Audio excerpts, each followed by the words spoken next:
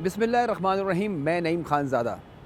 कराची में बदतरीन load shedding और gas के कम प्रेशर की वजह से शहरियों की ज़िंदगी अजीरन हो गई है। लगता है ऐसा है कि कराची के शहरियों को जो है वो बेयारो मददगार छोड़ दिया गया है। शबानुल मुअज़्ज़म के जो है वो नफली रोज़ों का भी सिलसिला जारी है, तो सहर में भी और इफ्तार में भी लाइट भी नहीं होती और गैस भी नहीं होती। और हमारे पास जो है वो इस वक्त सैकड़ों की तादाद में नहीं, हज़ारों की तादाद में इस तरह के मैसेजेस हैं कराची के शहरियों के, कि जिसकी वजह से वो उनका तमाम अमूर का निज़ाम जो है वो धर्म भरम हो गया है। 12-12, 15-15 घंटे की लोड शेडिंग, और लोड शेडिंग भी ऐसी खौफनाक किस्म की कि वो रात के 7 बजे अगर बिजली जाती है तो सुबह 7 बजे आ रही है। बहुत से ऐसे एरियाज़ हैं।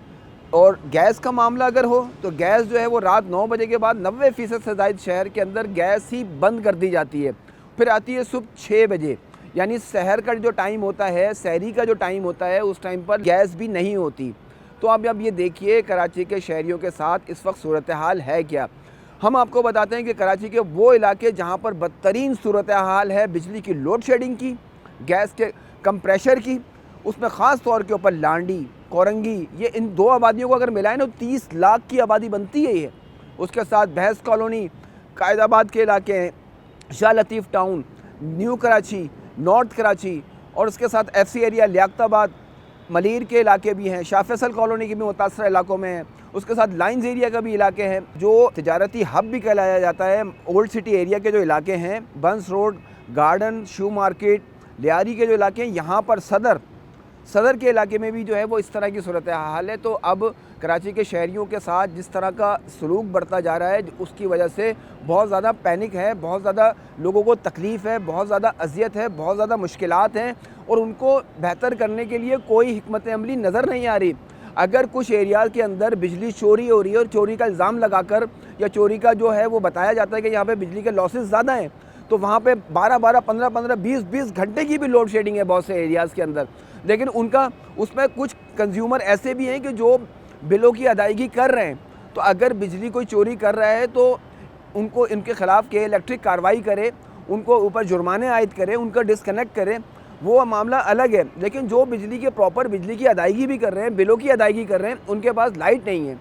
फिर गैस तो ऐसा सूरत हाल हो गई है कि खौफनाक सूरत हाल हो गई है शहर के अंदर। गैस के जो बिल हैं, वो बिल अगर आप देखिए कि जहाँ पर पहले 1200, 1500, 1000 रुपये का बिल आता था, अब तो चार्जेज ही उसके जो हैं वो तकरीबन 6-6 हज़ार, 7-7 हज़ार रुपये के जो हैं वो गैस के बिल आ रहे हैं। तो इस तरह की बिलों में बेपनाह इजाफ़ा कर दिया गया है, बिजली के टैरिफ में बेपनाह इजाफ़ा कर दिया गया है।